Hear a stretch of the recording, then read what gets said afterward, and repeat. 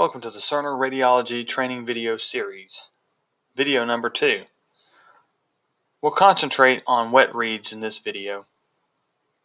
I recently met with some of you a few weeks ago, and there was some concern about the way the RadNet wet read process worked. So I wanted to start here and show you what the ED doctor sees first. So let's say you were viewing some x-rays. You know it's an x-ray from the ED and you see a nodule in a chest x-ray. And so with that in mind, it's not a normal x-ray. So you're going to stop and think that maybe the ED doctor would benefit from getting this information. So let's say you went to RadNet, you said disagree, and you moved on to the next patient. Well, in the ED, a designee, likely one of the nurse administrators, would go into FirstNet on the ED side, which is what you're seeing here. They'll go up to the tracking list. They'll go up here to click on list. They will view discern reports. They will select ED radiology discrepancy report. From here they define the time, which I know where my one that I have is available. So I'll start September 1st and go through September 15th.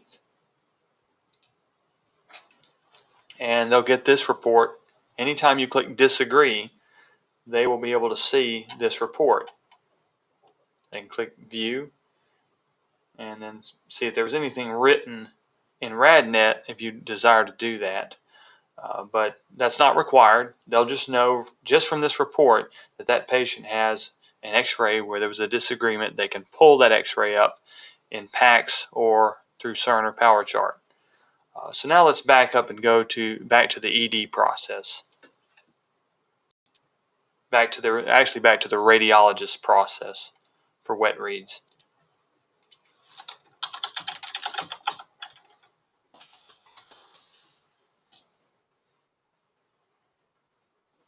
I will start RadNet again. Once again, just to reiterate, we start RadNet prior to starting PACS, which will enable the integration between the two software systems. And let's say I already have my accession number here. This will feed in automatically from PACS. You won't have to type it in manually. And once we click on the x-ray, you'll see the option to go to the wet read down here. And you would say, if it were, you would disagree, you click there, save it, and if you want to use predefined text down here, if you want to put any additional information, you can, but really all that you need to do is say disagree. So the question came up during the training session is if we have to do this on every single x-ray, even this number of clicks, there's one click out of PACS to open RadNet, it will automatically load the accession number, which then allows you to say disagree on the wet read. But that multiplied over 50, 60, 70 times, or plenty more than that over a day per physician would add significantly to the time to do this procedure. So this is not required. It's not required to do this. The consideration when you're doing these x-rays, if you see something on the x-ray, if they're normal x-rays or it's something that will not materially impact the patient, then you simply stay in PACS, keep doing what you're doing. This option is available, though, if you see something in the x-ray that's concerning that you typically might have picked up the phone and called a physician on, then perhaps this would be the process we could use. One of the controversies, too, is this not an ED physician's problem? I mean, if, for example, you're reading for MEA clinic, we all know that you're going to do the reports. The report's going to go back to the primary care doctor, and that doctor is responsible for acting on that report and that discrepancy. But as we all know, the ED is a different animal with its shift changes, and with the report may come back to a physician that has not seen that patient or doesn't have at that moment the responsibility to take care of that particular patient who was taken care of by another doctor on another day.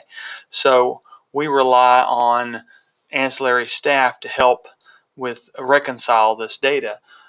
So with that in mind, and with this tool in front of you, basically it's just a tool to help provide the patient with better care. And I know this is obvious to all of you. The main concern is that the workflow is going to be severely impacted, which can have other patient care implications. It's really up to you and your group to determine how we use this software. Of course, we want to make it better. We want to make it work faster. We'd love to have it integrated directly into PACS. But for now, this is the best we can do until we've gone live, and then we can look at this again and see what resources we can put into it. And so if you did just use this strictly for x-rays where you were reading an ED x-ray, you already know it's an ED doctor's x-ray, and you find something there that's concerning, you can use this option to view what the ED doctor wrote in his wet read and then say disagree if it's something that needs to go back to the Discern report. Thank you.